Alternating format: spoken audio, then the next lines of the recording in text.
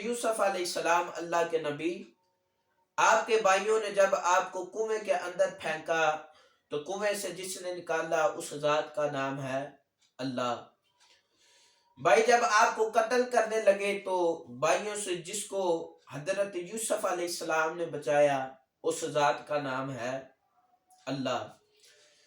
جب آپ کو غلام بنا کر بیچ دیا گیا اس قافلے میں، جب وہ حبشی نے آپ کو مارا، اس سے بچانے والی ذات حضرت یوسف علیہ السلام کو جو سی تھی، اس ذات کا نام ہے اللہ۔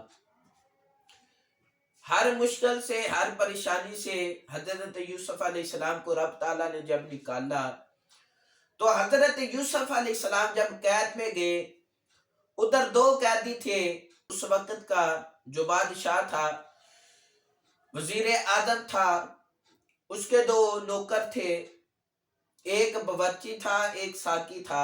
باورچی جو کچن میں شاہی کھانا بناتا تھا، اور جو ساقی تھا وہ بادشاہ کو شراب پلاتا تھا۔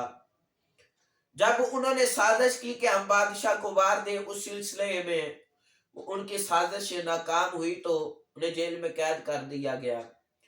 جب وہ دونوں جیل میں قید کر دیے گئے تو قید کرنے کے بعد جب حضرت یوسف علیہ السلام بھی اس وقت جیل کے اندر تھے تو حضرت یوسف علیہ السلام کو اللہ نے خوابوں کی تعبیروں کا علم عطا فرمایا تھا۔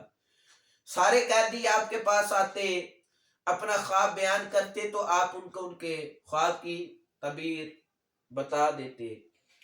حضرت یوسف علیہ السلام کے پاس وہ ساقی اور وہ باورچی بھی ایک منصوبہ بنا کر آگے، تو آ کر کہنے لگے یوسف ہم نے بھی خواب دیکھا ہے، ہمیں ہمارے خواب کی تعبیر بتاؤ۔ حضرت یوسف علیہ السلام فرمانے لگے اپنا خواب بیان کرو۔ وہ کہنے لگا یوسف میں نے خواب میں دیکھا کہ میں بادشاہ کو شراب پلا رہا ہوں اور بادشاہ شراب پی رہا ہے۔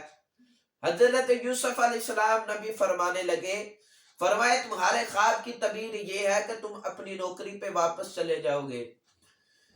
حضرت یوسف علیہ السلام نے جب اس کو خواب کی تعبیر بتا دی تو باورچی کہنے لگا یوسف میں نے بھی خواب دیکھا، اس کی بھی تعبیر بتا دیجئے۔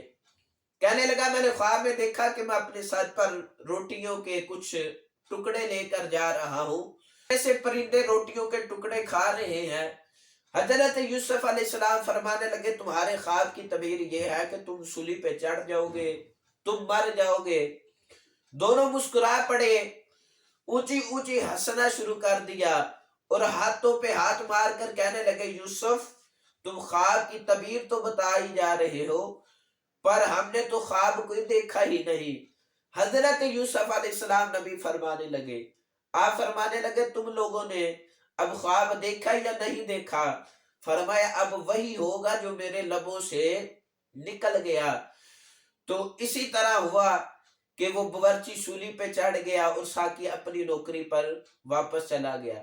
جب وہ ساقی جانے لگا نا اپنی نوکری پہ واپس، جس چیز کو میں نے بیان کیا شروع میں کہ ہر مشکل سے حضرت یوسف علیہ السلام کو جس نے نکالا وہ ذات رب کی تھی، تو حضرت یوسف علیہ السلام نے اس ساقی سے کہا ساقی تو بادشاہ کے پاس جانے لگا ہے تو اسے کہنا کہ ایک قیدی تمہاری جیل میں ہے، اس کا قصور بھی کوئی نہیں، اس کا گناہ بھی کوئی نہیں، تو اسے آزاد کر دو، میری جا کے بادشاہ سے سفارش کرنا۔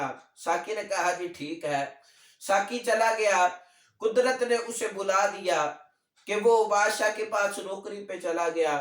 اسے یاد ہی نہیں آیا کہ حضرت یوسف علیہ السلام کے بارے میں بات کرے، بلکہ بعض مفسرین نے لکھا کہ وہ ساقی نے اپنی نوکری کی ڈر کی وجہ سے وہ بات نہیں بتائی۔ ادھر اللہ کی قدرت کو جلال آ گیا۔ اللہ نے کہا کہ یوسف کو ہر پریشانی سے نکالنے والے ہم ہیں، اور یہ سفارش کے لیے اس ساقی کو کہہ رہا ہے بادشاہ سے کرے۔ اللہ نے فرمایا یوسف کبھی ہم سے ہاتھ اٹھا کے مانگتا تو صحیح، ہم تجھے آزادی بھی عطا کر دیتے، پر آزمائش تھی۔ حضرت یوسف علیہ السلام کے پاس اللہ نے جبریل کو بھیجا۔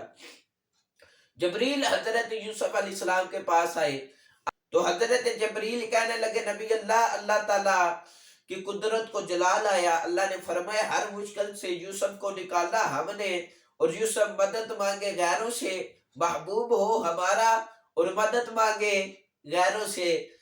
اللہ کی قدرت کو یہ گوارا نہیں.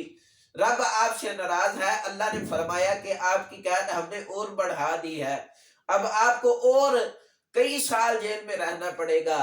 حضرت یوسف علیہ السلام جبریل کو فرمانے لگے اے جبریل، اللہ مجھ سے ناراض تو نہیں؟ فرمایا نبی اللہ رب آپ سے ناراض نہیں، پر آپ کی سزا کو بڑھا دیا ہے.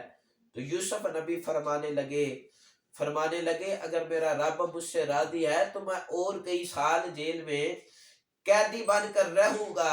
اگر میرا رب مجھ سے راضی ہے تو ہر وقت جس سے مانگنا چاہیے وہ رب کی ذات ہے.